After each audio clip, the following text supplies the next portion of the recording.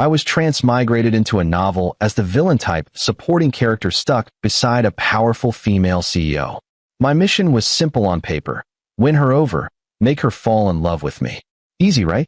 Yeah, no. The system seriously messed up.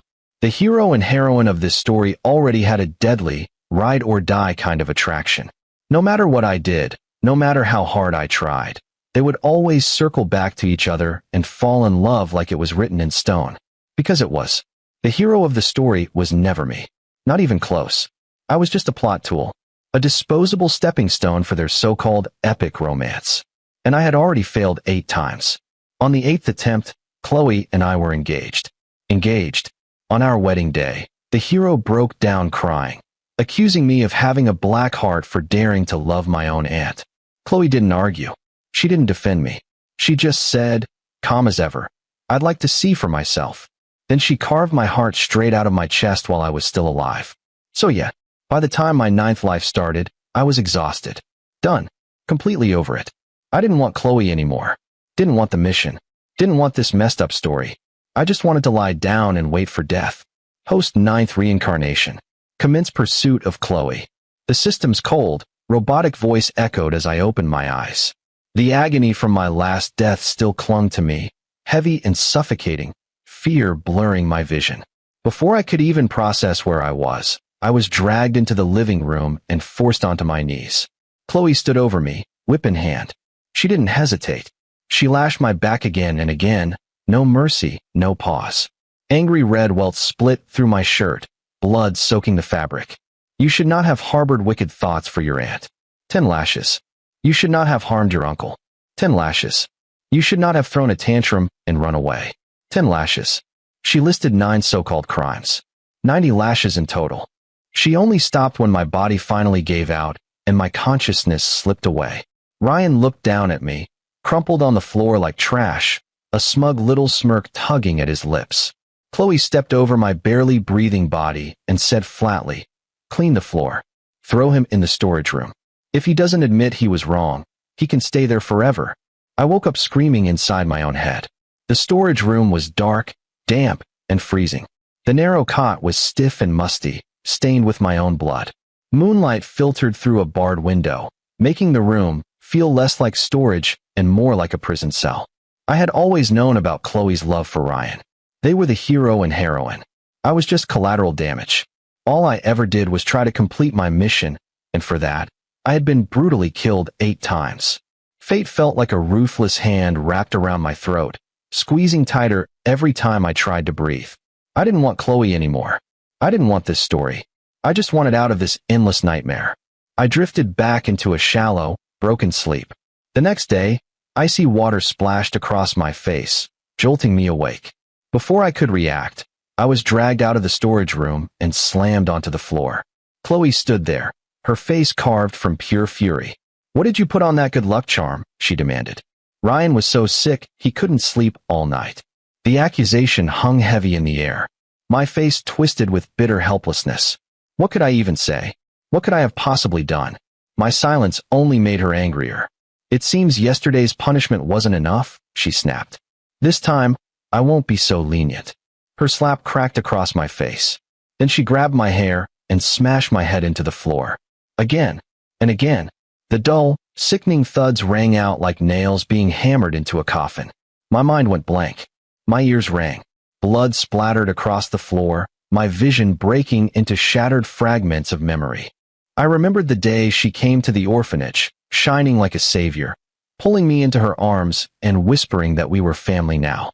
I remembered being bullied, and how she stormed into the school, forcing my tormentors to their knees. I remembered her holding my face, tears in her eyes, promising no one would ever hurt me again.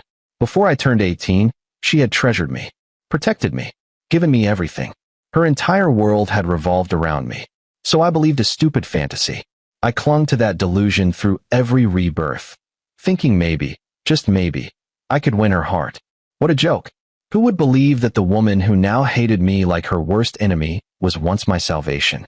"Did you think hurting Ryan would make me want you?" she sneered. "Get rid of those disgusting thoughts. In this life and the next, I will only ever be your aunt." She forced me to kneel in the courtyard and told me to stay there until I admitted my mistake, or died. I didn't doubt her for a second. After 9 lives and 8 brutal deaths, I finally understood how deep her hatred ran. All I wanted now was to get as far away from Chloe as humanly possible. I knelt there for 3 days and 3 nights. The sun scorched me. The wind cut through me. The wounds on my back rotted and festered. If it hadn't been Mr. Harrison's birthday and his insistence on seeing me, she would have left me there to rot. Fearing the old patriarch, Chloe finally backed off. She had someone bathe me and dress me in dark clothes to hide my injuries. When I saw Mr. Harrison at the party, a tiny spark flickered back into my dead eyes. He was the only one who truly cared about me. He had even supported my attempts to win Chloe over. He took my hand, his face draining of color when he saw how thin and sick I looked. "How did you get so skinny? You look awful. Did Chloe do this to you? I'm going to talk to her." I stopped him immediately, shaking my head. "Grandfather, I'm fine." I didn't want to make things worse. I knew his interference would only bring harsher punishment later. Mr. Harrison stared into my eyes. He saw it, the emptiness. He sighed, grief etched deep into his face. "When your parents died, they entrusted you to the Harrison family," he said quietly. "I failed you." He had always known how I felt. And unlike everyone else, he never judged me. Compared to Ryan's scheming nature, he preferred me, the boy he had watched grow up. Finally, I spoke the truth. "Grandfather, I want to leave the Harrison estate. I want to see the world." He stiffened.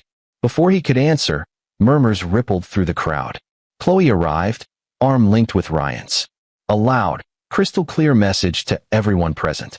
They were the perfect couple. Congratulations poured in from all sides. I lowered my gaze and stayed silent. Mr. Harrison's expression shifted again and again before he finally nodded. "I understand. Very well. You're a man now. In 1 week, I'll arrange everything." My heart slammed against my ribs. Tears burned my eyes as I bowed deeply. "Thank you. 7 days. Just 7 days until I was free. Free to disappear somewhere quiet, far from Chloe, and wait for my end." Fireworks exploded outside, spelling Ryan's name across the sky. Beneath the sparkling lights, Chloe leaned against his shoulder. They looked happy, ridiculously happy. A fortune burned into the sky just to prove their love. I watched calmly as her image faded with the dying sparks. For the first time, I wanted a life without her. Just 7 more days. After the party, I said goodbye to Mr. Harrison and walked for 6 straight hours, reaching the mansion at 3 in the morning. My feet were blistered and bleeding. The pain in my back was unbearable. I collapsed onto the cot in the storage room, staring through the barred window at the night sky, counting hours instead of sheep. The door creaked open. A figure stumbled in, reeking of alcohol, pressing down on me. Her lips crashed against mine. I tried to push her away, but I was too weak. When I opened my eyes, my blood ran cold. It was Chloe. She was desperate, demanding. "Give yourself to me." She didn't let me speak, tearing at my clothes. Her lips burned like fire in the freezing room, almost enough to make me forget everything. Then a sharp pain ripped through my back. Reality snapped into place. I shoved her off. This was the affection I had chased through 8 lifetimes. And now, all I felt was disgust. In this 9th life, I was just tired. I wanted freedom, even if it meant dying. In the dim light, her eyes burned with passion as she whispered, "Ryan." That single name hit me like ice water. She thought I was him. Of course she did. Her love for Ryan was absolute, untouchable, and for one stupid moment, I had almost hoped. I figured she was just crazy happy, about to marry the guy she loved, and being drunk, she mixed me up with him. She laid down, knocked out fast, whispering Ryan's name. The weak moonlight lit up the face I once adored, but my heart was straight up empty. I'd already made up my mind to leave, so I had 0 expectations left. I dragged my sore, beat-up body out of the storage room without looking back and crashed on the living room couch, slipping in and out of sleep. A sharp slap across my face snapped me awake. I looked up and saw Chloe staring at me, pure fury written all over her face. "Why was I in your room?" Her eyes were blazing, like she was seconds away from losing it. Every time she got this mad, my life turned into hell. I rushed to explain. I expected her to explode like always, not listen at all. But this time, she went weirdly quiet. No insults. No punishment. She just said, "Go make breakfast." I forced a bitter smile, washed up, and headed to the kitchen. Chloe was pregnant, and she had me cooking 4 meals a day for her. Back when I was trying to please her, I'd memorized every single dish she liked. I never thought she'd use that against me, just to humiliate me. Still, I didn't complain. 6 more days. That's all. Even if I died out there, at least I'd die free. Ryan walked into the kitchen, acting like he wanted to smooth things over. While watching me cook, a cold flash passed through his eyes. I pretended I didn't see it and calmly stirred the pot of soup. "I'm leaving," I said. "I won't bother you two anymore." Ryan sneered. "Everyone knows you're obsessed with Chloe. You'd never give up that easy." I took a deep breath and slowly turned toward him. "You and Chloe are made for each other. It's destiny. Nobody can keep you apart. In a few days, I'll be gone for good." Ryan looked suspicious, like he didn't buy it at all. He glanced toward the living room, where Chloe was flipping through a magazine, and something vicious crossed his face. "I don't believe you. Not unless you disappear for real." Before I could react, he shoved me aside and dunked his own hand straight into the boiling soup. A blood-curdling scream tore out of him. My face went pale as rage and helplessness slammed into me. I'd already decided to leave her. Why couldn't Ryan just let me go? He had all of Chloe's love, so why did he hate me this damn much? Chloe rushed into the kitchen. The second she saw Ryan's burned hand, the air froze solid. I stood there shaking my head, totally stunned. Ryan clutched his bright red arm, his face twisted with pain and sorrow. "Chloe, I was just trying to help Ethan. I had no idea he hated me this much. I can't stay here and take care of you. He'll kill me sooner or later." He pushed her away and staggered toward the door. Chloe rushed to stop him, then spun on me, her eyes burning with rage and disappointment. "Why are you always trying to hurt Ryan? What has he ever done to you? If you've got a problem, take it up with me." My face was pure misery as I lowered my head. "If I said I didn't do it, would you believe me?" She laughed, harsh and angry. "So you've got the nerve to hurt him, but not the guts to admit it?" Her voice turned ice cold. "Looks like I've been way too soft on you all these years, letting you slide again and again. Did you really think grandfather could protect you forever?" Seeing Ryan's burn, Chloe's heart shattered. Tears streamed down her face as she rushed him to the hospital, renting out an entire floor and paying a ridiculous amount to get the best specialists in New York. It was just a minor burn, but you'd think the world was ending. The whole hospital went on high alert, terrified of screwing up. Everyone who saw them envied Ryan for having a fiancé who cared that much. While Ryan was in surgery, Chloe forced me to kneel in the hallway. "If anything happens to him," she hissed, "I'll make you pay with your life." I could taste her hatred, bitter and choking, but I didn't argue. I knew even with proof, she'd never believe me. A doctor came out of the OR and told Chloe the burn was serious and needed a skin graft. When she heard that, she almost fainted, then turned on me with a murderous glare. "Look what you've done. Why can't you just leave Ryan alone?" She turned to the doctor. "Use his skin for the graft. No anesthesia. I want him to feel Ryan's pain so he remembers this lesson forever." Ignoring my struggles, they strapped me to a gurney. As the surgeon sliced skin from my thigh, piece by piece, my screams filled the room. It went on for 2 hours, until there was no uninjured skin left on my thighs. The pain was unreal. Eventually, everything went black. After the surgery, Chloe stayed by Ryan's side. She fed him every meal herself, even testing the water temperature before letting him drink. Her devotion became the hospital's favorite gossip. Every nurse and doctor was jealous. "Mr. Cole is so lucky," they said, "to have someone like Miss Harrison. You should have seen how worried she was. That's real love." Hearing that, Ryan glowed, though his voice sounded concerned. "Chloe, Ethan's still just a kid. I don't blame him. Please don't punish him anymore." Chloe held his hand, her heart swelling. "Ryan, you're too kind. That's why he keeps hurting you. If I don't teach him a lesson now, what'll stop him next time?" The more Ryan pleaded for me, the angrier Chloe became, her resolve hardening. Once she left, the concern vanished from Ryan's face. He stared out the window, his eyes turning cold and dark. Chloe kicked open the door to my room, her face frozen solid. "Ethan Harrison, listen to me." The room was empty. Her voice died as she turned to a nearby nurse, confused. "Where is he?" When the nurse said I'd just been discharged, a cold sneer spread across Chloe's face. So he knew he'd gone too far and ran. This time, she thought, I'll make his life a living hell. Otherwise, he'll keep trying to hurt Ryan. Convinced I'd fled out of guilt, Chloe lost it and ordered a full-scale search. Meanwhile, I was dragging my wrecked body through the streets of New York. The wounds on my back and the raw flesh on my thighs split open with every step. I didn't care. I just had to get away. I never wanted to see Chloe again. Even when I was innocent, all that waited for me was a brutal death. The summer heat was brutal, like a steam room. My vision swam with fiery spots. I wandered aimlessly, leaving bloody footprints behind me. The metallic smell made people cover their noses. I didn't even notice. My mind was made up. Dying out here was better than living by her side. But the Harrison family's men found me fast. Chloe and a squad of bodyguards cornered me on an overpass. My face went white. I managed a bitter smile. Still trying to run? Chloe stepped closer, eyes blazing. Ryan is so kind, and you're so cruel. Did you think if you got rid of him, I'd ever accept you? Ethan Harrison, you disgust me. If I'd known you were this poisonous, I would have left you to rot in that orphanage. I knew she hated me, but her words still stabbed deep. I leaned against the railing, all the fight draining out. I took one last look at her, the woman I'd loved through 8 lifetimes without regret. Now all she felt was pure hatred. I was done, ready to die quietly. Why wouldn't fate just let me go? It felt like destiny had me in an iron grip. Despair swallowed me whole. I knew surviving would only mean more pain. Chloe, I said, my voice hollow.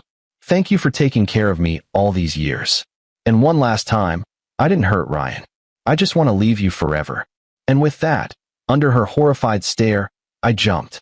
No. Right before I fell, I thought I saw agony flash across her face. By some crazy luck, I landed on an awning below. I didn't die, but I was wrecked. I lay in a hospital bed, antiseptic burning my nose, staring at the clouds outside the window, feeling absolutely nothing. Like a puppet with broken strings. Completely hopeless. Was it really impossible for me even to die? I was exhausted from being nothing but a pawn in their messed up story. All I wanted was freedom. Hell, even just one single day of it.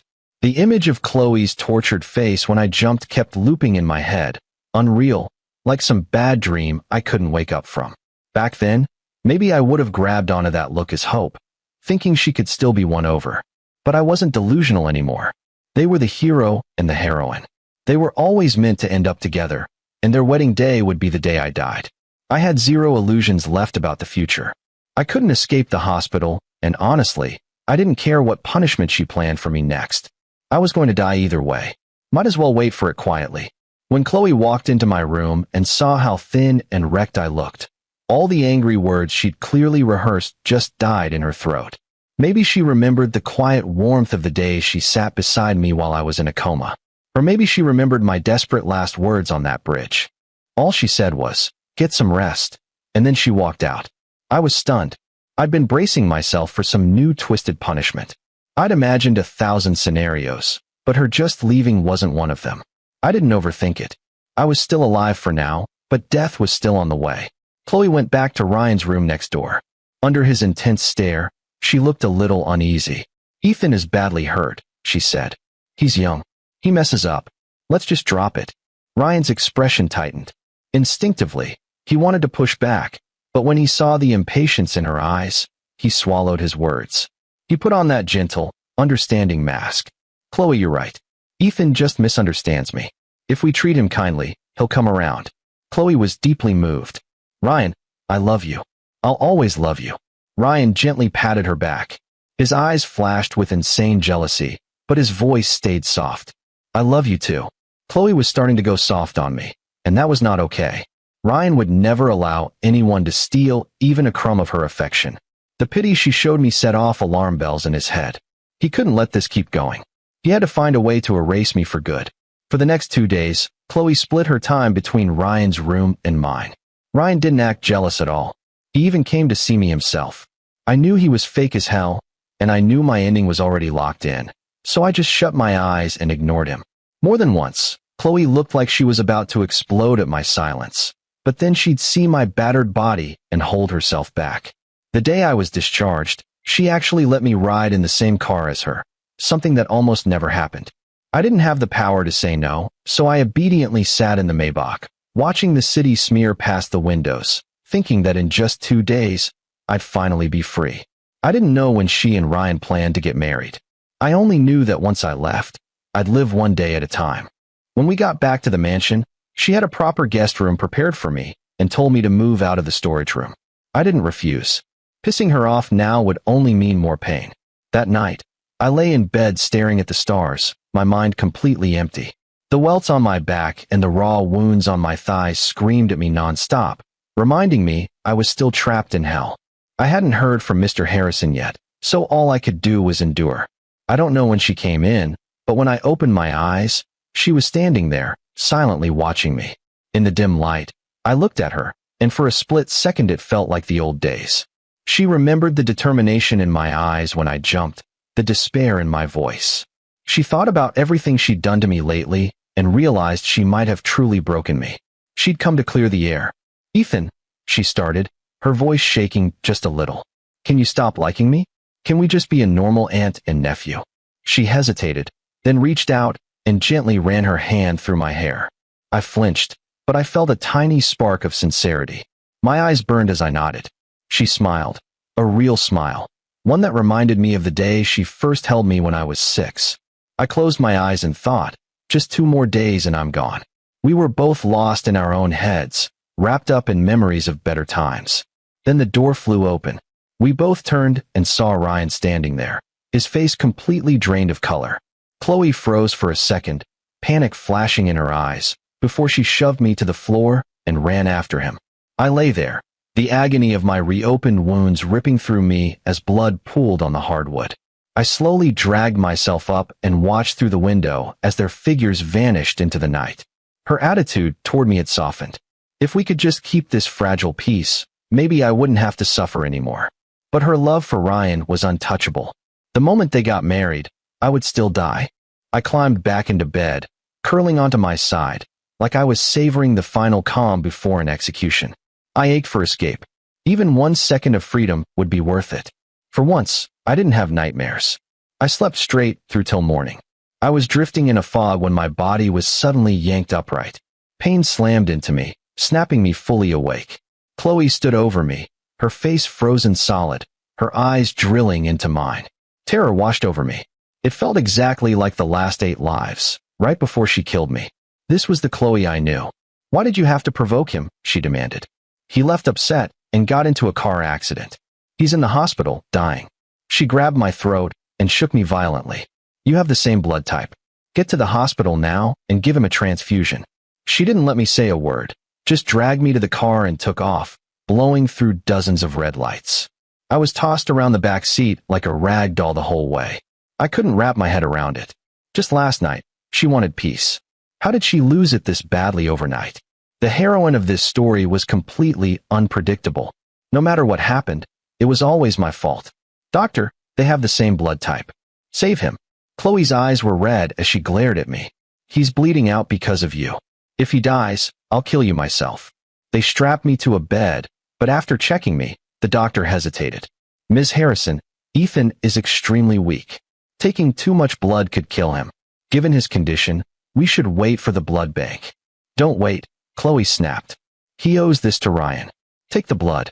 If he dies, you won't be held responsible." I stared at her, stunned. Did she really want me dead that badly? I'd already given up on her. I just wanted to leave. Why did it always end the same way? I opened my mouth to argue, but when I met her icy, merciless stare, the words died. "Go ahead," I whispered to the doctor. "It's fine." I closed my eyes, my heart twisting in agony. Fighting back was pointless. Under Chloe's orders, the doctor drew 800 cubic centimeters of my blood.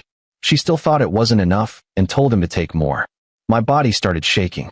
My vision flooded with blinding white, like I was staring straight into the afterlife. The doctor protested that any more would kill me, but Chloe wouldn't budge. My vitals crashed. My heartbeat slowed to almost nothing. My eyes fluttered shut. The next day, after emergency resuscitation, I found out I was still alive. When I woke up, Chloe was sitting by my bed, for once. I didn't look at her. I just stared out the window. Any gratitude I might have felt for her earlier kindness was completely wiped out the moment she ordered them to drain me dry. No matter what I did, death was always the ending. Chloe's face was cold, but her voice was strangely gentle. Ryan is out of danger. This was your fault, but you've paid for it. Let's consider it settled. I stared blankly at the ceiling. She grabbed my face, her tone firm. To make it up to Ryan, I've decided we should get married as soon as possible. The wedding is tomorrow. I stared at her, shocked. Tomorrow? Tomorrow was the day Mr. Harrison had arranged for me to leave. If she married Ryan, I'd die instantly. She gave me no chance to object. Ryan wants you to be his best man. He wants you to witness our love. I've already brought your suit to the hospital. Tomorrow, you'll get dressed and go straight to the ceremony. With that, she turned and walked out. Not long after, her assistant showed up with several suits and explained the arrangements. I didn't hear a single word she said. A burning defiance lit up inside me. Right then, Mr. Harrison called. He said everything was set for me to leave the very next day. I gripped the phone tight, my thoughts going crazy. Should I still bounce? The wedding would probably be done before my plane even lifted off. I'd likely just die halfway through the flight. But when I remembered the hell I'd survived across 9 lifetimes, my determination locked in. The next day, everything was ready to roll.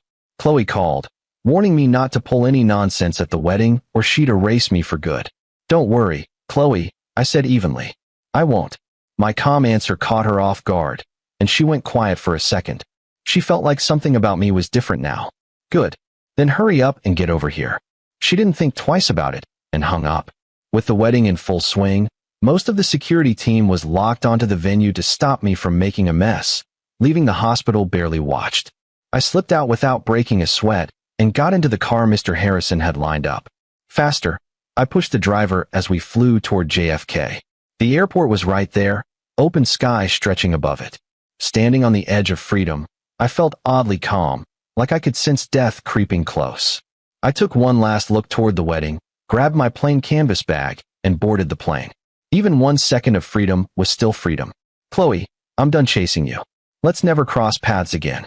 Everyone in their circle knew how crazy Chloe was about Ryan. Dressed sharp in a custom suit, Ryan stood outside welcoming guests, a blissed-out smile plastered on his face. The car accident had done its job, forcing Chloe into marrying him. It was hands down the most profitable scheme he'd ever pulled. As Chloe's almost husband, he was the envy of everyone around them. The ceremony was about to kick off, and he was already drifting into fantasies about their future. He'd finally be officially part of the Harrison family, no longer under the old man's thumb or judgment. Chloe, are you okay? Ryan noticed she was distracted, her eyes constantly pulling toward the entrance. He knew exactly who she was waiting for, and it pissed him off, but he kept it locked down. For years, he'd carefully built the image of a gentle, understanding partner just to win her over. Watching her space out at such a critical moment made his resentment boil over inside. Ethan probably isn't ready to be best man yet, Ryan said, faking indifference. I'm just saying. It's fine if he doesn't show. He squeezed her hand, his voice smooth and calming. I'll be his uncle soon. I'll make sure we're good. Chloe was restless, her eyes darting toward the hospital again. Over an hour had gone by. The drive from the hospital to the chapel was 20 minutes tops. And still, I hadn't appeared. For some reason, her mind slipped back to my 18th birthday, the night she found her lingerie hidden in my room and punished me brutally. I'd knelt in front of her, face bloody, begging, telling her I had to win her over or I'd die. She'd brushed it off as a pathetic lie, a sympathy grab. From the moment she discovered my twisted feelings, she'd done everything possible to crush them, using cold cruelty to snuff out my love. That was one of the reasons she'd rushed into marrying Ryan. She assumed I wouldn't give up, that I'd definitely make a scene at the wedding. That's why she forced me to be the best man, to make me watch her marry another guy and finally destroy whatever hope I had left. She'd even hired extra security just to keep me in check. But now, all this time had passed, and there was still no sign of me. She thought she'd feel relieved once I finally got the message, but instead she felt empty. She couldn't even fake a smile for Ryan. Go to the hospital, she snapped into her phone. His own aunt is getting married. How dare he hide like this? Her voice was ice cold as she spoke to her assistant. Tell him he has to be at this wedding or he's out of the Harrison family for good. She was convinced the threat would make me fold. The assistant rushed off, clearly seeing that Chloe's attention was still locked on me. Ryan's jealousy flared hard, his eyes dark with bitterness. Chloe, this is our day. Everyone's here. We should go inside. We're keeping people waiting. He looked crushed. She wanted to argue, but seeing the hurt on his face, she gave in and nodded. As they walked into the chapel, applause washed over them. With all their guests watching, the ceremony began. Ryan was flushed with excitement, eyes glowing as he stared at the woman in front of him. Chloe, though, wore a stiff, forced smile. Her mind was a wreck, and the cheerful chatter around her sounded like deafening noise. There was still no word from her assistant about me. When the officiant asked Ryan if he would take Chloe as his wife, to have and to hold for life, he answered yes without hesitation. But when the officiant turned to Chloe and asked the same, she stayed silent. The guests froze, holding their breath. Chloe, Ryan whispered, panic tightening his voice as he saw her drifting away. If this wedding collapsed, he'd be a joke, and he couldn't handle that. Chloe's expression flickered. She saw the desperation in his eyes and opened her mouth to say yes. But for some reason, all she could see was my face, sunken, hopeless. I told her if she married him, I would die. Her fists clenched. Her eyes shot toward the chapel doors again, her face torn by emotion. With the city's elite watching, with the man she loved begging, all she had to do was say, I do. And it would be done. But the word stuck. It felt like something invisible was sealing her mouth shut. After minutes of silent struggle, she chose to trust her gut. She looked at Ryan with apology in her eyes. Postpone the wedding. She announced the postponement, leaving the guests stunned. She didn't care. She turned and walked away. Ryan dug his nails into his palms, his face burning with rage he couldn't release. Bitterness exploded in his chest. They were so close, one word away from sealing it. Why stop now? He snapped and grabbed her arm. Chloe, do you even realize what you're doing? This wedding has nothing to do with Ethan. He ran off on purpose to ruin everything. We expected this. Chloe, please. Let's just finish it. We'll find him afterward. I'll even get on my knees and apologize if that's what it takes. She looked at him, guilt twisting her heart. Ryan, this was rushed anyway. Let's wait and have a wedding 10 times bigger than this one. Okay, Ethan, he's always extreme. I promised his parents I'd look after him. I can't let anything happen to him. She'd rushed this wedding to give Ryan security and to finally cut off my attachment to her. But the image of my face as I jumped from that bridge, empty and broken, was burned into her mind. Every time it surfaced, dread followed. She felt deep down that if she went through with the wedding, something terrible would happen. Chloe, Ryan's voice cracked. Are you really throwing everything away for that bastard? Seeing she wouldn't budge, Ryan finally lost it, his handsome face twisting into something ugly. Who the hell is he? Just some trash the Harrisons picked up. What right does he have to wreck my wedding? If he's got any guts, he'll die out there and never come back.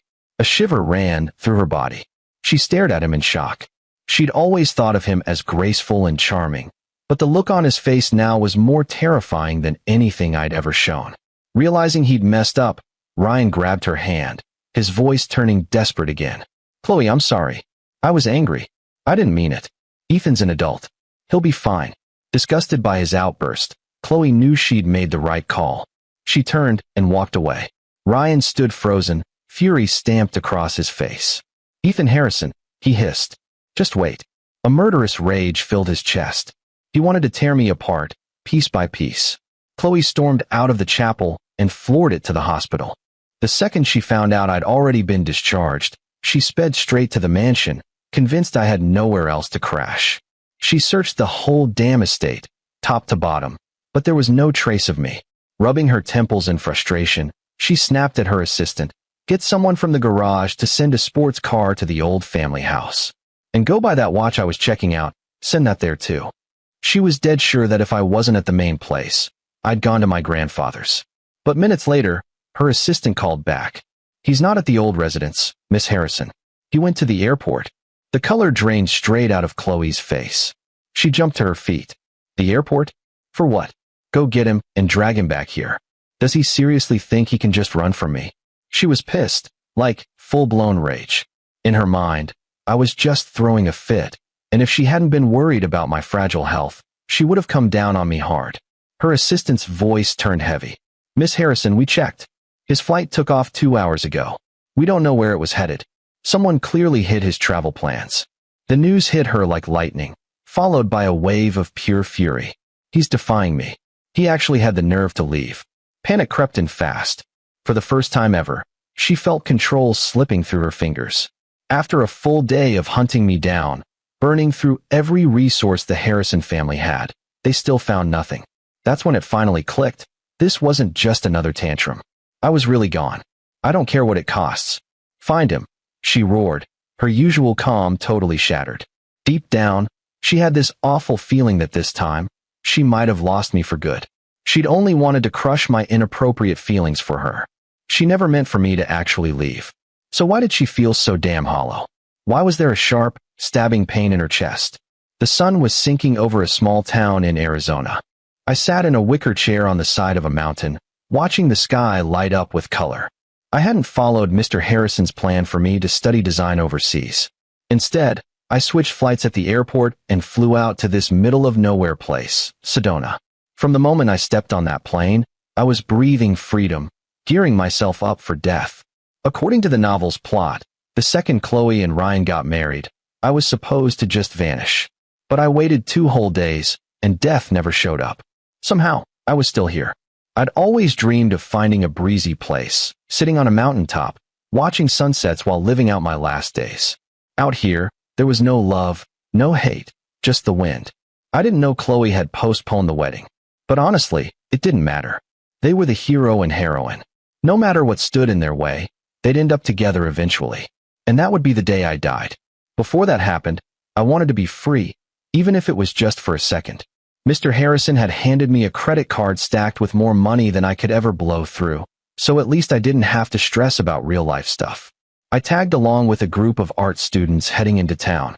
Watching their young, carefree faces, I felt a sharp stab of envy. If my life hadn't been eaten up by the mission to win Chloe over, maybe I could have been happy like them. I didn't join their group. Instead, I rented a tiny house on the mountainside, bought a small piece of land with a killer view, and wrote my will. I left instructions and enough cash for the landlord to bury me there when the time came.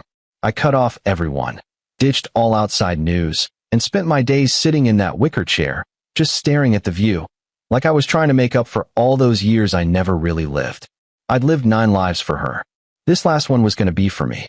But 2 weeks passed, and death still didn't come. And somehow, against all odds, I started getting attached to this world. Chloe and Ryan were soulmates. Nothing could break them apart. So why the hell wasn't I dead? I'd already made peace with my fate. But now, this tiny, stubborn part of me just didn't want to let go. In that little house on the mountainside, my dead heart started beating again, and a spark of wanting to live lit up inside me. 3 more days went by, and I braced myself again for the end. Chloe was a nightmare I couldn't escape, even out here.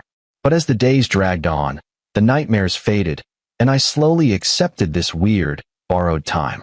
I realized just waiting around was pointless. Even if I was going to drop dead the next second, I should live free until then. So along with my morning ritual on the mountainside, I started heading down to watch the art students sketch. One evening, I came back and noticed the house next door had a new tenant. Peeking over the low fence, I saw a tall girl sitting on a swing, her posture screaming, "Do not disturb." She noticed me too, but clearly wasn't interested in chatting. The sunset had her full attention. I didn't think much of it. As a guy basically on death row, I didn't expect anything from anyone. I bought an easel and some paints and started sketching the world the way I saw it. Days passed, and every time I went out, I'd see the girl next door on her swing. She kept her distance, so I didn't bug her. I felt a familiar vibe from her, the same shut-off energy I'd had when I first got here. Sometimes I wondered what her story was, then laughed at myself. Who was I to care about someone else's life? One bright, sunny day, I grabbed my easel and got ready to head down the mountain. The second I opened the door, an icy chill washed over me.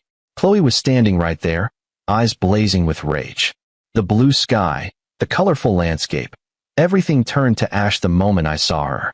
My paradise flipped straight into hell. She was my personal demon. The color drained from my face, and I took a step back without thinking. 9 lives, 8 deaths, every single one at her hands. That trauma was burned deep. "Done with your little game?" she sneered. She'd burned through all her resources to find me, dropped everything, and flown straight to Sedona. She expected me to be happy to see her, thought my little rebellion would be over. But that wasn't what she saw. The raw fear and hatred in my eyes hit her like a knife. Her face darkened. Anger exploded as she slapped me hard across the face. Looks like I've been way too soft on you. In that moment, all the bitterness from my 8 deaths at her hands came flooding back. In this 9th life, I had nothing left to lose. Death didn't scare me anymore. A spark of defiance lit up in my eyes. I grabbed her wrist and shoved her away. She stumbled, her face twisted with fury. You dare go against me? I almost laughed. It hit me right then. Once I'd given up on her, once I let go of hope, none of this mattered anymore. No matter what I did, the ending was death. So why not fight back?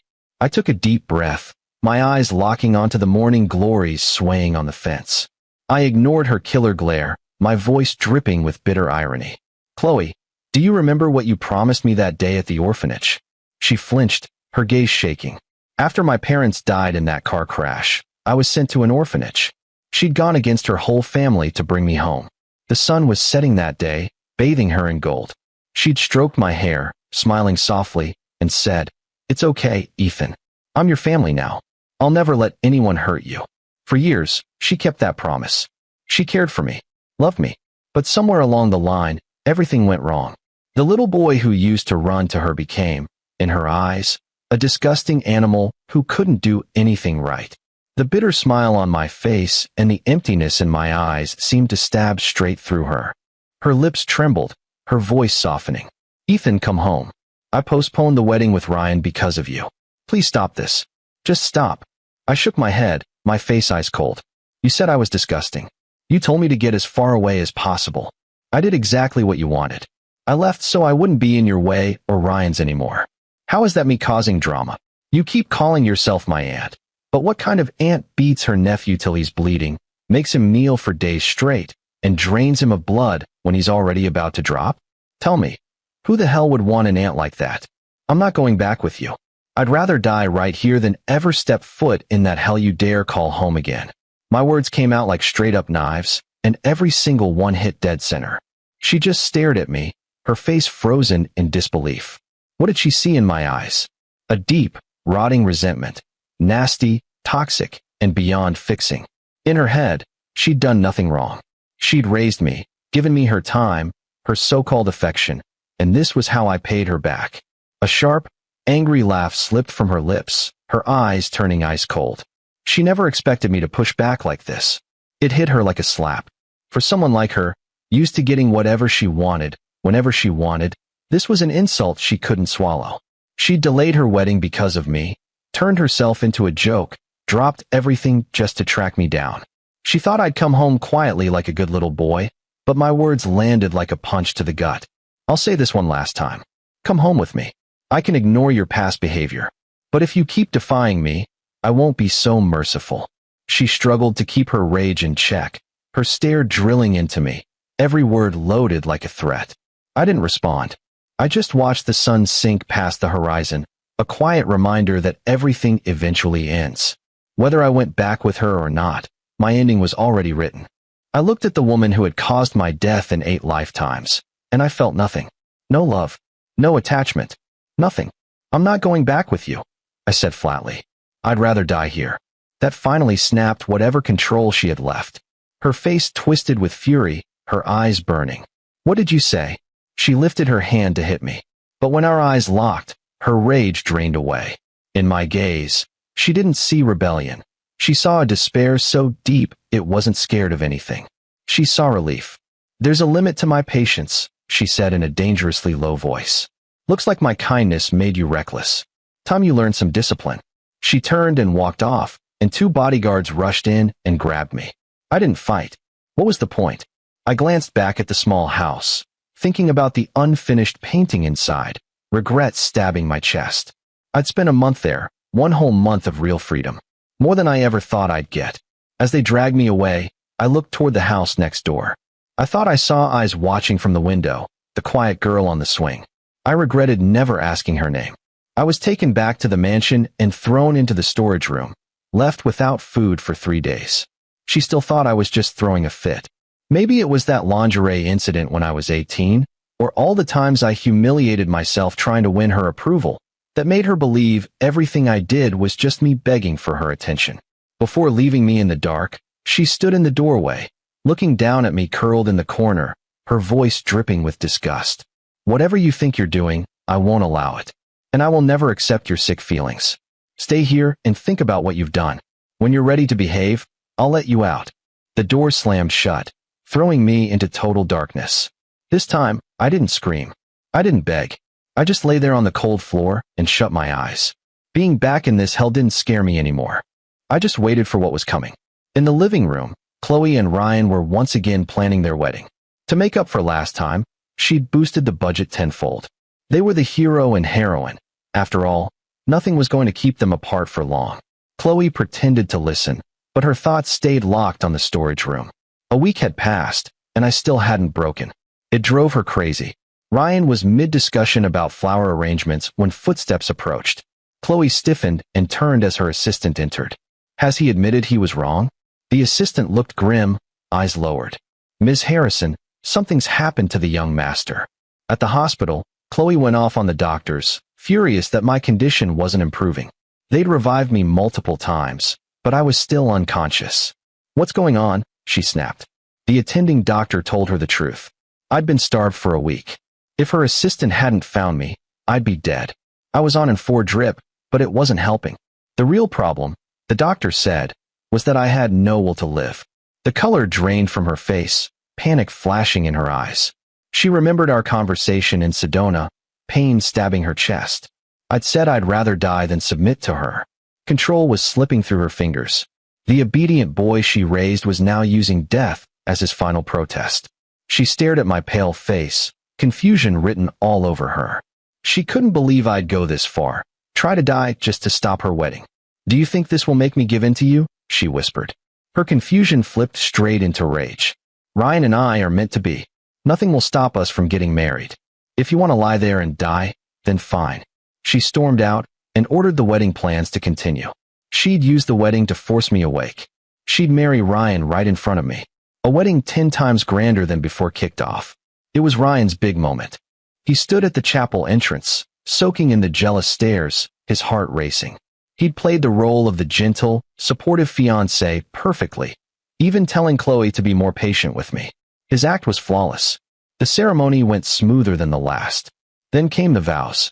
Ryan said, "I do," without a second thought. When it was Chloe's turn, the room went dead silent. This was the same moment she'd backed out last time, turning Ryan into the punchline of every joke. Do you take this man to be your lawfully wedded husband, to love and cherish, in sickness and in health, for as long as you both shall live? The officiant's words echoed through the chapel. Everyone stared at Chloe. Ryan clenched his fists, sweat rolling down his face. He'd waited years for this, just 2 damn words. Chloe opened her mouth, but my words rang in her head. The day you get married is the day I die. She'd brushed it off before, but now a cold fear wrapped around her heart. She felt that if she said those words, she'd lose me forever. Panic hit her out of nowhere. Her eyes drifted toward the hospital. Truth was, she didn't even know why she was still doing this. When she learned I was trying to die, rage had blinded her, pushing her into this wedding to shock me awake. She'd been sure my obsession would force me to stop her, to crash the ceremony. But it was almost over, and nothing had happened. Could it be real? Was I actually dying? Right there, in front of everyone. She pulled out her phone and called her assistant, the one stationed at the hospital to keep me from interfering. When he told her I still hadn't woken up, that I'd gone into cardiac arrest, and was being rushed into emergency surgery, her world fell apart. Pure panic took over. She was really going to lose me. None of this mattered anymore. The wedding, the guests, all of it. She turned and ran out of the chapel. "Chloe," Ryan cried, pain all over his face. "Are you doing this again? Leaving me at the altar for him, again?" Her heart clenched. She wanted to go back, to hold him, but she couldn't. She didn't answer. She just kept running, straight for the hospital. Ryan's face went ghost white. The guests' whispers hit him like fire, straight up, burning him alive. Left at the altar again. Yeah, he was officially the punchline. He stared after her, eyes packed with a deep, endless hate. In the hospital room, Chloe stood there staring at me, fresh out of surgery, her face impossible to read. I turned my head toward the window. I didn't want to say a damn thing to her. When the wedding hit its peak, I'd felt myself slipping for real. Death had been calling, loud and clear. Kinda messed up that I never finished my painting or even learned the name of that girl on the swing. But after 9 lifetimes in this world, I was done trying to win anyone's approval. Memories of my 8 brutal deaths came crashing through my head. A clean ending would have been mercy. Chloe's face was tense, but the second she saw how dead my eyes looked, she froze, falling into a long, heavy silence. She looked completely lost.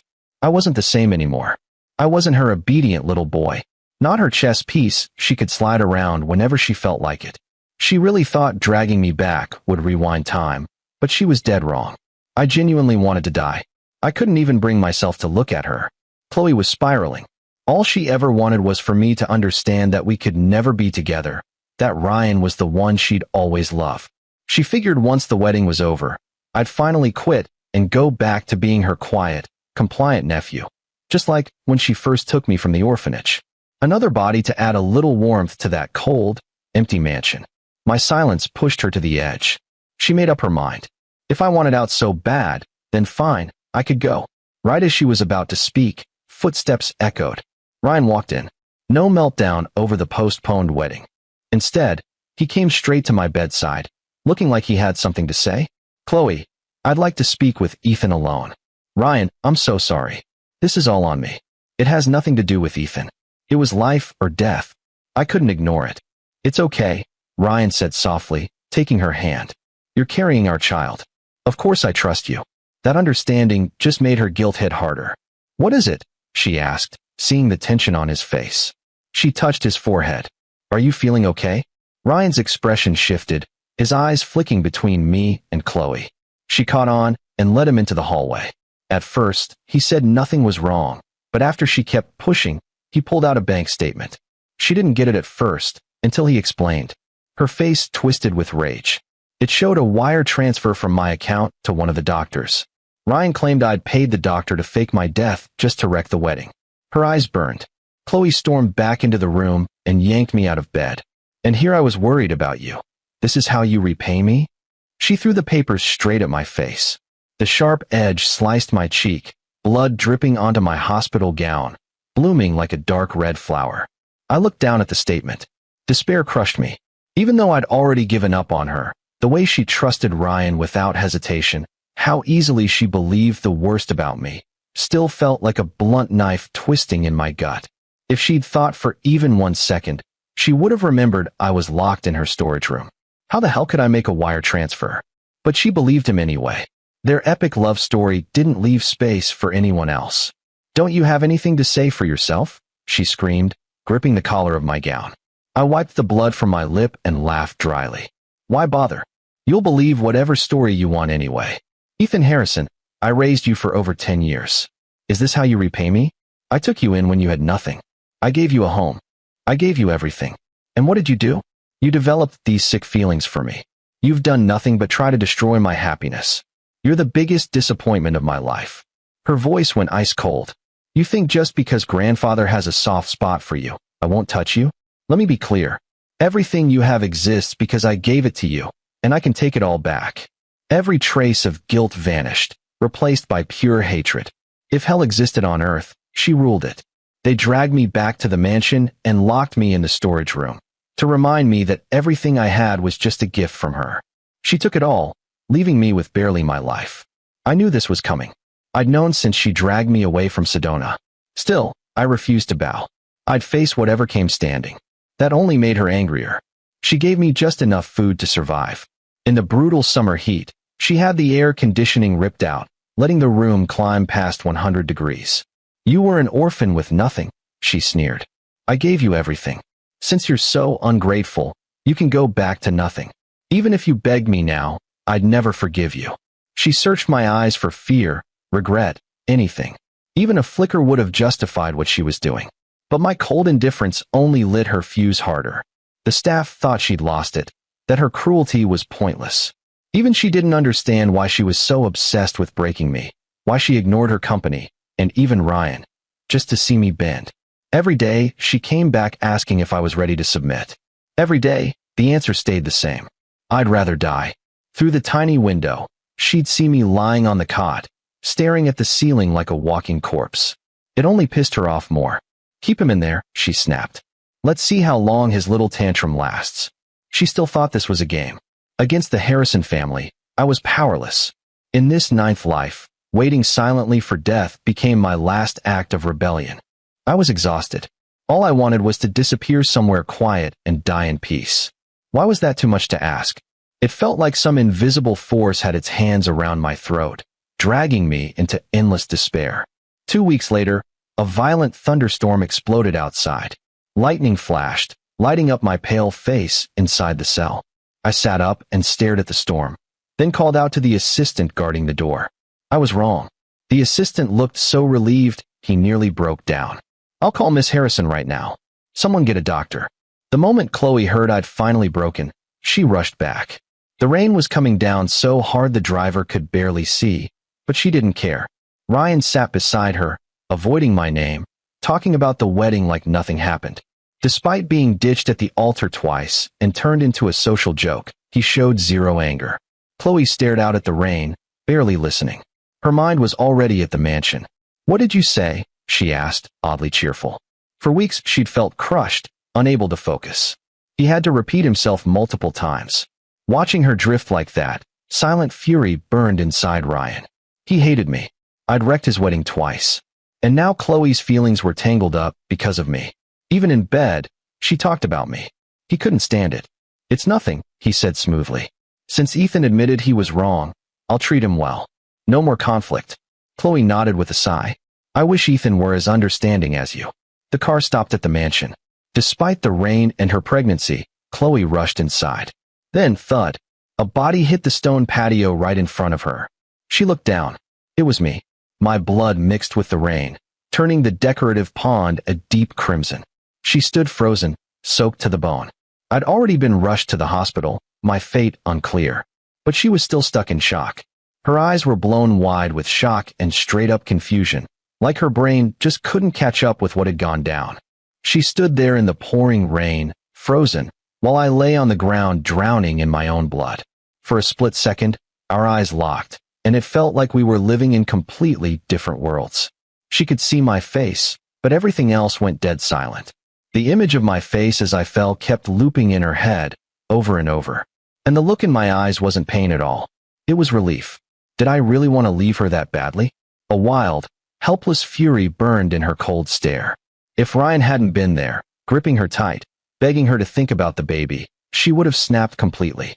She reached for her stomach, paused, then finally let him guide her inside. She let him take her to the bathroom, help peel off her soaked clothes, and tuck her into bed. She lay there flat on her back, staring at the ceiling, totally numb to his soft reassurances, sleep nowhere in sight. She desperately wanted to know if I was alive, but the memory of my deliberate plunge stabbed her straight in the heart. "If you want to die so damn badly, then just die," she finally spat into the darkness. "Just stay the hell out of my sight." With that, she shut her eyes, swearing she was done with me for good. This wasn't my first trip to the emergency room. I'd taken a massive risk. Locked away, no outside contact, cut off from everything. My only move was to pull something extreme enough to grab Mr. Harrison's attention. And yeah, it worked. After they stabilized me, he was the first person I saw. I was weak as hell, but my eyes were glowing with hope. I tried to sit up. "Just rest, son," he said, his voice thick and shaking with emotion. "I'll handle everything from here." He spoke to the doctors first. They told him I'd recover, given time. Then he came back, sat by my bed, held my hand, tears spilling from his eyes, apologizing again and again for failing my parents, for not protecting me. I told him I wanted to leave. Before he left, he simply said, "All right," and walked out without looking back. I watched his hunched figure disappear down the hallway, guilt crashing over me like a wave. I shouldn't have dragged him into this mess, but it was the only way I could think of to escape Chloe's grip. Mr. Harrison had lost his son and daughter-in-law years ago. His granddaughter had gone missing too. It was my family who found and adopted Chloe, bringing her back to him. He'd been forever grateful to my parents for that. So grateful he wanted Chloe and me to marry. He never imagined she'd not only reject me, but straight up torture me, crossing a line he couldn't ignore.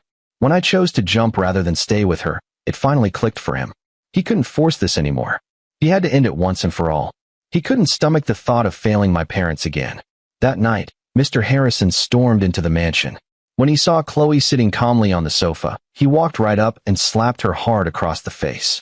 Ryan went ghost white and immediately dropped to his knees. "Grandfather, please. This has nothing to do with Chloe. It was all my idea." Mr. Harrison looked down at him, pure authority rolling off him. He'd been a titan of industry for decades, the kind of man whose presence alone made people shake. He'd softened in recent years, especially after Chloe took over the business, settling into retirement. But the old lion still had his bite. One look from him was enough to make Ryan pale. Chloe wiped the blood from her lip and met her grandfather's raging stare head-on, no flinching. "When Ethan's parents trusted you with him, is this how you repay them?" He roared, his face red with fury. Chloe shot back with a sneer. "I have never mistreated him. It was your silent approval that let him grow those disgusting ideas in the first place. I'll honor my family's debt to his, but I will never, ever marry him." The old man was left speechless. Her gaze didn't waver. "Since the day I came back to this family, I've done everything you asked. Everything. But who I love, that's my choice. And I love Ryan." Her hatred toward me wasn't just about my feelings for her. It was rebellion, her way of defying him, the one thing she'd ever refused him. He clenched his cane, ready to unleash hell, but then he saw tears filling her eyes. His anger faded, replaced by a tired sigh. "If that's how it is," he said heavily, "then why won't you let him go?" This time, Chloe had no words. "From now on," he continued, "I won't stand in the way of your marriage. I'll even attend the wedding myself. But in return, you let Ethan go. For good." Chloe stared at him, stunned. Ryan, on the other hand, was over the moon, shooting her looks, silently begging her to say yes. Mr. Harrison had refused to attend both previous wedding attempts, not just because he saw me as her rightful husband, but because he never approved of Ryan. It had eaten at Ryan for years, even though he never dared say it out loud. Now, the blessing was finally his. Everything he'd ever wanted. But under her grandfather's hard stare, Chloe looked completely lost. She should have been happy. The love she'd fought so hard for was finally accepted. Yet when she imagined me leaving forever, she felt nothing but emptiness. "Don't forget you're pregnant," her grandfather said, dropping his final word before turning and leaving. All the color drained from her face. She pressed a hand to her stomach, her thoughts a total mess. 2 weeks later, I was discharged and went straight to the airport. Even with my grandfather's promise, I didn't want to stay in that city a second longer. I had a feeling Chloe wouldn't let me go so easily. I was right. Halfway there, her men intercepted me and dragged me back to the mansion. She stared at me, searching my eyes, but the love and hope that used to be there were gone, replaced by pure, icy emptiness. "You'd really rather die than stay here with me?" she asked, her voice tight with bottled rage. I let out a bitter laugh. Hadn't I already made that painfully clear? She was shaking with fury. With a flick of her hand, a dump truck rolled up, its bed packed with glowing red coals, heat blasting over us. The long driveway from the mansion to the gate was quickly buried under burning embers. "Walk across it," she said, sneering coldly. "And your debt to this family is paid. Ethan Harrison, I was good to you. And how did you repay me? You wrecked my wedding twice for your own selfish reasons. That's your idea of gratitude? If this house feels like a prison, if you're so desperate to leave, then walk. Make it to the other side, and we're done." Her voice was completely empty. She ignored the terrified pleas of the staff. To her, this was just another one of my tantrums, another dramatic stunt. She was sick of my games. She wanted me gone. She wanted to push me to the breaking point. Without saying a word, I slipped off my shoes and stepped forward. Her assistant rushed in, trying to stop me. "Young master, don't. You'll die?" Chloe's eyes burned. "Leave him," she screamed as I stepped onto the coals without hesitation. The smell of burning flesh filled the air. Her voice caught in her throat. Her pupils shrank, shock slamming into her face. She knew exactly what she was doing. My parents had burned alive in their car. Fire had haunted me ever since. She chose this punishment to break me, to force me to beg. But I'd rather walk through hell itself than spend another day with her.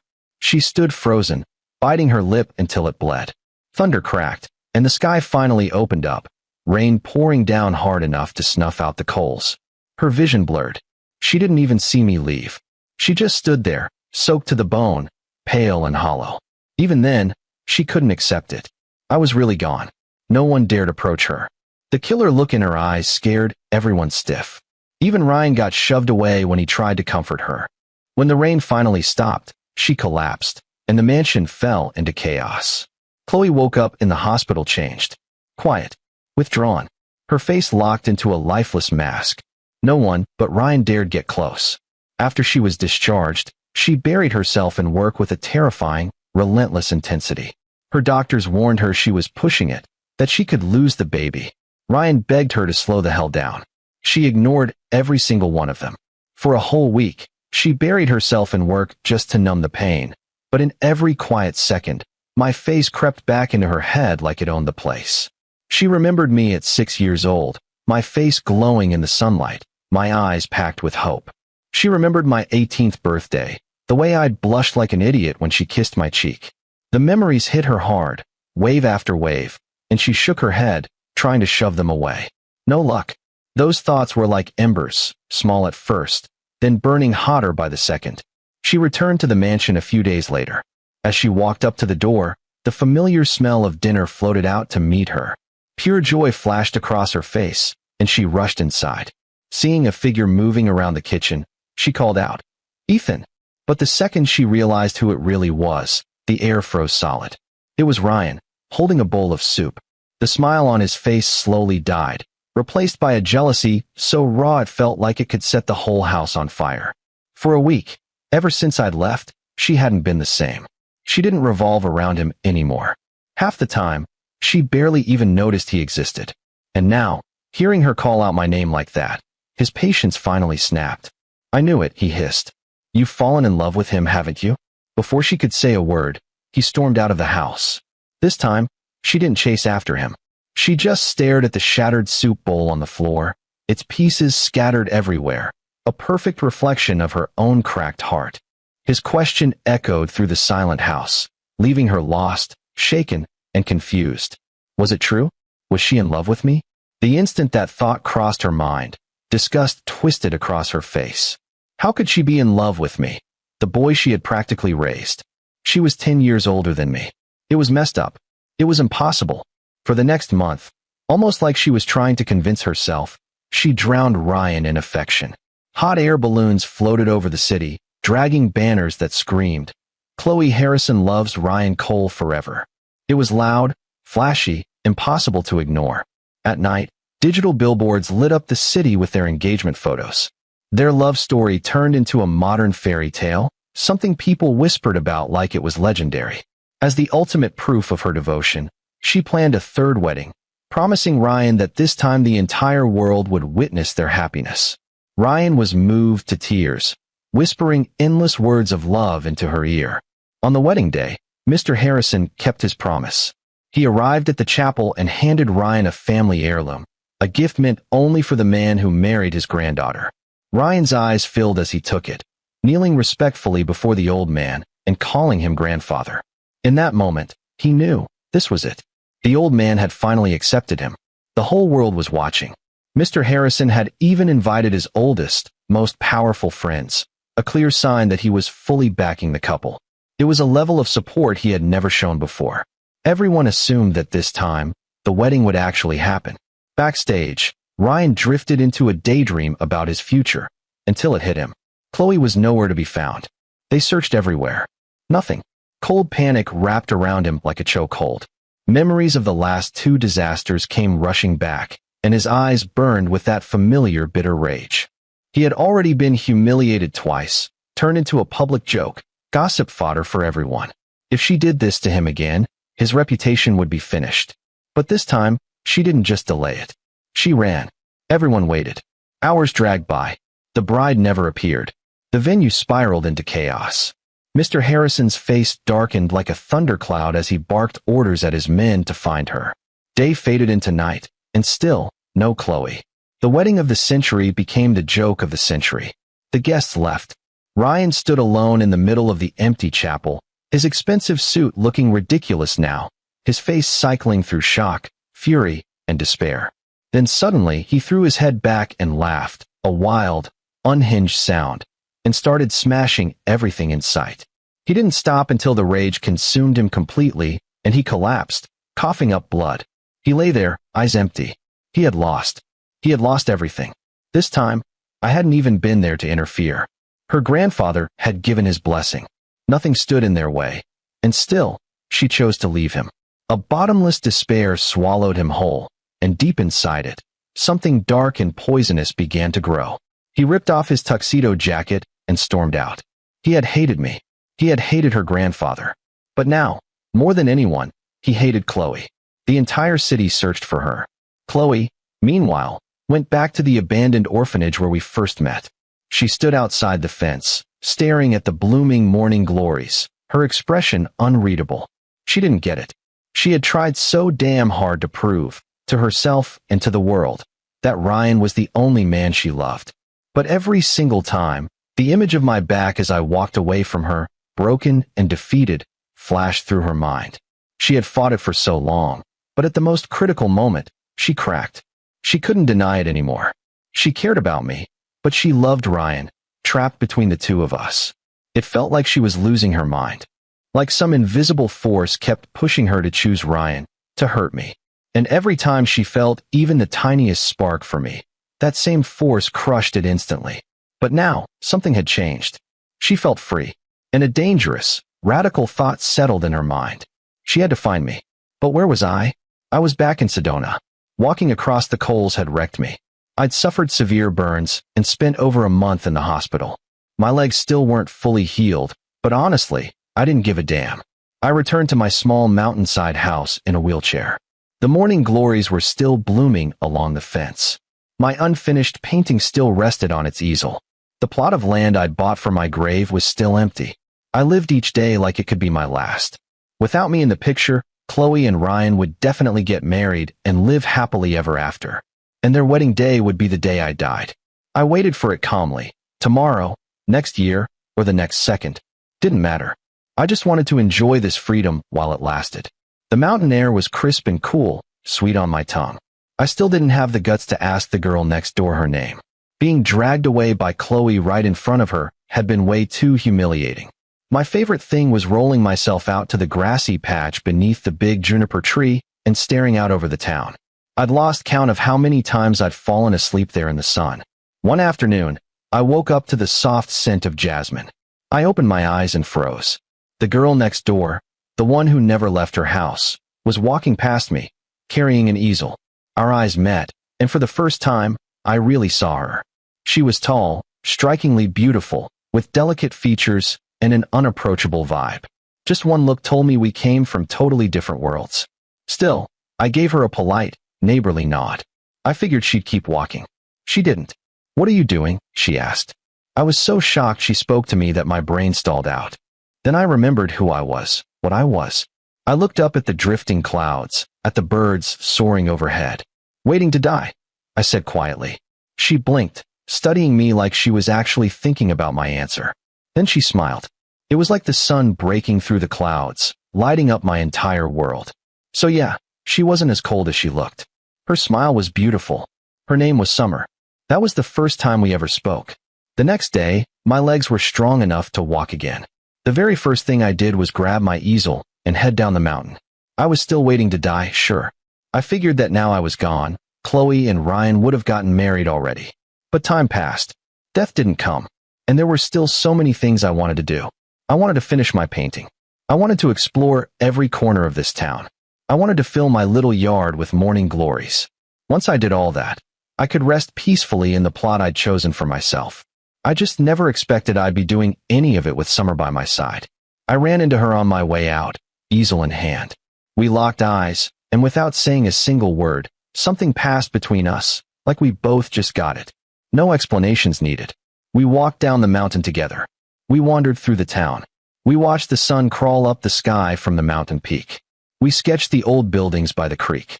One night, we even joined the art students around a bonfire. As I watched the firelight flicker across their young faces, I caught myself wondering when my own time would come. And honestly, even if I'd died right there, in that moment, I would have said it was worth it. The walk home was dark, but the path glowed under a full moon, surrounded by 1,000 fireflies. The world was so quiet I could hear her heartbeat. Or maybe that was mine. I never asked why she was living alone on that mountain. Everyone's got secrets. We walked the whole way in a comfortable silence, like a conversation happening without words. When we reached her door, she stopped. There was this quiet expectation in her eyes. I knew exactly what she was waiting for. I knew one single word from me could flip everything upside down. But I kept my mouth shut and walked into my own house. I was a dead man walking. How could I let her waste her time, her feelings, on someone like me? My days stayed busy. I painted. I planted morning glory seeds all over my tiny yard. One bright morning, I woke up to birds singing and headed out with my easel, same as always. And just like every other day, I ran into Summer on her way out. We walked down the mountain together in our usual, easy silence. The sun felt warm on my skin. I glanced over at her, at the graceful curve of her neck. She was pure art. And suddenly, it hit me. The painting I could never finish wasn't broken. It was missing its soul. And she was it. I stopped, about to ask if she'd let me paint her, when a sudden chill slid down my spine. I looked up, and my blood went cold. Chloe stood a short distance away, watching us. Her face gave nothing away. It felt like the world split in half. Sunshine on one side, a brewing storm on the other. As she walked toward us, clouds rolled in, swallowed the sun, and dragged my world back into darkness. A heavy, suffocating weight settled over me. I looked down at my easel. Guess I was never finishing that painting after all. Chloe's eyes landed on Summer. Seeing us together, her face hardened. You've had your fun for a few months. Isn't it time to come home? I just stared at her, blank. I was done explaining myself.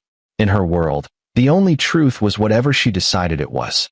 She pointed at Summer, her lips twisting into a nasty sneer. So this is why you didn't want to come home. You found some little thing to entertain you. You're just a boy. What could you possibly know about love, especially with a scheming woman like this? Before I could say anything, she grabbed my arm and started dragging me toward her car. I yanked free and stepped back, my resolve locked in. She froze, stunned. You would defy me for her? I laughed, sharp, bitter, angry. You said if I walked across those coals, we'd be even. You'd stop being my aunt, and I'd stop being your nephew. So what right do you have to stand here and tell me what to do? She was furious.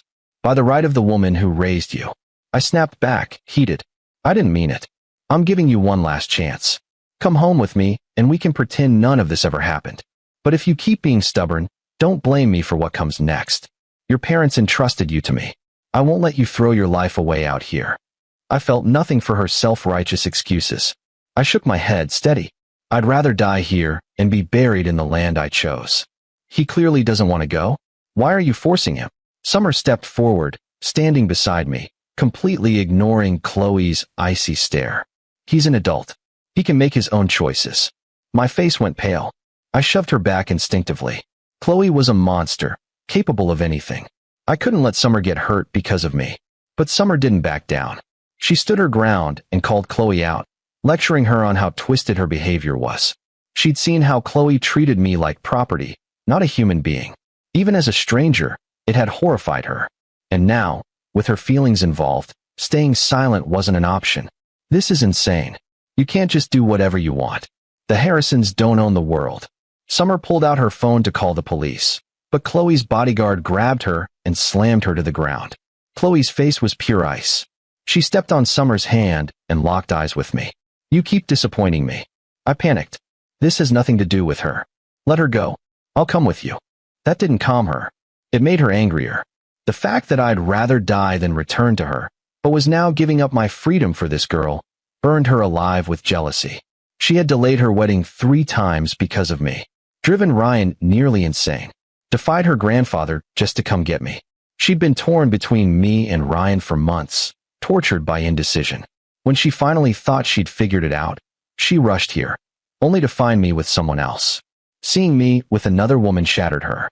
Answer me, she screamed. Her men dragged Summer toward the edge of a nearby cliff. Are you coming home with me or not? I collapsed to my knees, shaking, begging her to stop. Don't beg her. Summer screamed, furious. Chloe waved her hand like it meant nothing and turned back to her car. If you ever see her again, she said coldly, I'll bury her right here. Pure terror ran through me. She wasn't bluffing. I looked at Summer one last time, ignored her screams, closed my eyes, and accepted it. After a long moment, I stood and walked toward Chloe's car. Her men tossed Summer to the ground. As the car drove off, she ran after us, her face wrecked with pain. I stared out the window, barely seeing Sedona fade into a dull, gray blur. Chloe was satisfied. Her voice softened. Home is wherever I am. Ethan, don't worry. Even after I'm married, I won't punish you anymore. We'll live peacefully. And when you meet a nice girl, I'll even help you choose the right one. I said nothing. Inside me, something new was forming. Not love, not desire, but a cold, burning need for revenge. Any gratitude or affection I once felt for her was gone, replaced by raw hatred. I had run thousands of miles and still couldn't escape her. The hatred steadied me, sharpened me, froze my heart. I finally knew what I had to do. They took me back to the mansion and locked me in a storage room for 3 days. I didn't fight. Whatever she did, I took it silently. I spent hours staring through a tiny window at the sky, never speaking to her. When she finally let me out, she acted like I'd forget Summer. She let me eat at the dining table and even made soup herself. Her pregnancy showed now, giving her a soft, maternal glow. She watched me eat in silence, smiling faintly. "Do you remember the night you came home from the orphanage?" she said, pouring soup into my bowl. "You were terrified. You wouldn't sleep alone. You slept in my arms every night until you were 10. I stayed quiet. I told you I'd always treat you like family, that we'd never be apart. I meant it." She looked at me. "I won't marry Ryan." "How does that sound?" My head snapped up. She smiled, pleased. "You said you'd die if I got married, didn't you? Fine. I promise, I'll never get married. How about that? We'll all just live here together, under one roof, for the rest of our lives." On the outside, I stayed cool. Inside, absolute chaos. I never thought she'd even consider giving up Ryan for me. Not in a million years. But that tiny spark of relief didn't last long. Chloe kept going. "I've already made a huge sacrifice. I'm giving up marriage for you. So you should be satisfied now, right? No more acting out. Ryan will come over later. From now on, the three of us are living together." I stared down at the soup in front of me. It tasted bitter. Ridiculous. I'd really let myself believe she might have changed. Nope. Same selfishness, just dressed up differently. No wedding, sure, but she still planned to live with Ryan, raise their kid together, and keep me trapped there, front row seat to their little happy family fantasy. She couldn't let go of the man she truly loved, but she also refused to let me go. So she cooked up this sick compromise to keep me locked in place. I wanted to laugh. Instead, I swallowed it and said, "Whatever you think is best, Chloe." She thought she'd finally broken me. Her face lit up like she'd won the lottery, pure relief flooding her expression as she grabbed my hand. "Exactly," she said. "We can't upset grandfather. This is perfect." Not long after that, Ryan showed up. The second he saw me, I caught it, that poisonous flash in his eyes. Gone in a blink, replaced by a fake smile. "Ethan, good to see you back home. We're family here. Let's keep the peace, especially now that Chloe's pregnant." He expected me to snap. Expected me to lose it like always. I didn't. I nodded calmly. "I get it, Uncle Ryan. I won't cause any more problems." That shut him up real quick. All he could manage was a stiff, awkward smile. For weeks after that, I played my role perfectly. Didn't try to escape. Didn't push back. I became the dream nephew Chloe always wanted, helping her nonstop during the pregnancy, putting up with every single jab Ryan threw my way. She noticed, and she loved it. She was convinced I'd finally been broken, that her warped version of domestic peace had finally settled in. In her mind, once the baby arrived, everything would be complete. A month passed. I behaved so well that she started letting me leave the house alone. I knew it was just another test, so I always came back exactly when I said I would. Slowly, she loosened her grip. I didn't go back to Sedona. I just wandered New York streets, killing time, waiting. Ryan hated it. Before, he always had the upper hand. Chloe always took his side. I was always the one paying the price.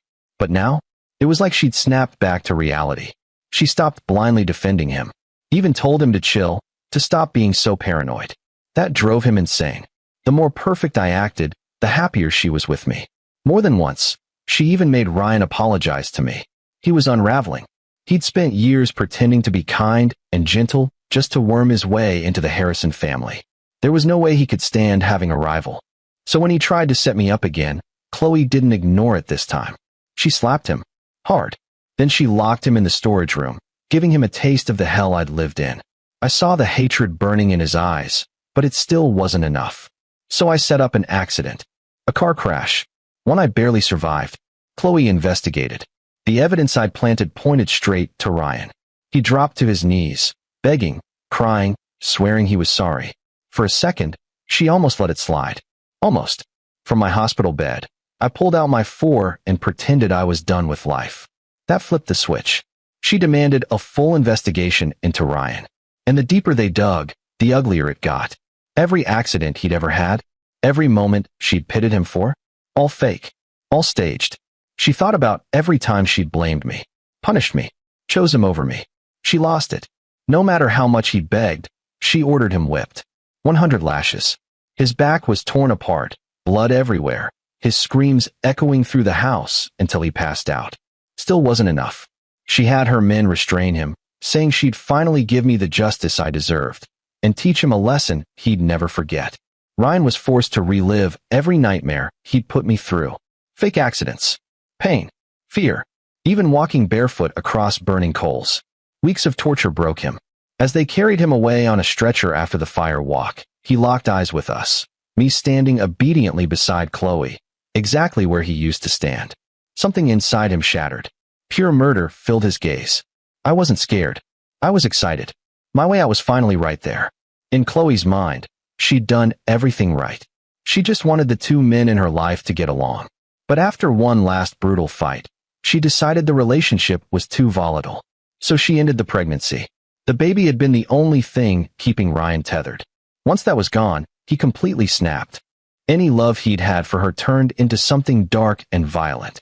I sat in my room listening to them scream at each other, calm as ever, staring out the window at the morning glories I'd planted, now fully bloomed. Almost a year back in this mansion, Ryan smashed a priceless vase and stormed toward the door. Before leaving, he pointed up at my room. "You say you love me, Chloe, but you keep him, your little pet. Don't act like I don't know what you really want. It's disgusting. We're done." She slapped him. He wiped the blood from his lip and walked out without another word. She watched him go, that familiar determined stride, just like mine a year earlier. For a second, she almost chased him, almost apologized. Her pride stopped her. She collapsed onto the couch, crying, calling him weak. That night, I cooked dinner like always and took it to her room. Before I could knock, she opened the door. She looked wrecked. "Chloe," I said softly, "Ryan really does love you. I want you both happy. If me being here hurts him this much, maybe I should leave." "No," she said, gripping my hand. "This isn't your fault. He's jealous. You're staying." I let my eyes fill with tears. For days, I showered her with affection. She cracked, sobbing in my arms late one night. We were alone, her breath shallow, her hands on my chest. Desire clouded her eyes. This was the moment I'd waited 9 lifetimes for, and I felt nothing. I kissed her lightly, then pulled away, acting torn as I left. It worked. She convinced herself I loved her. She didn't notice the hidden camera flash. Back in my room, I scrubbed my lips raw. The next day, the call came. Ryan had locked himself in his apartment, threatening suicide. Blood under the door. Chloe ran to him.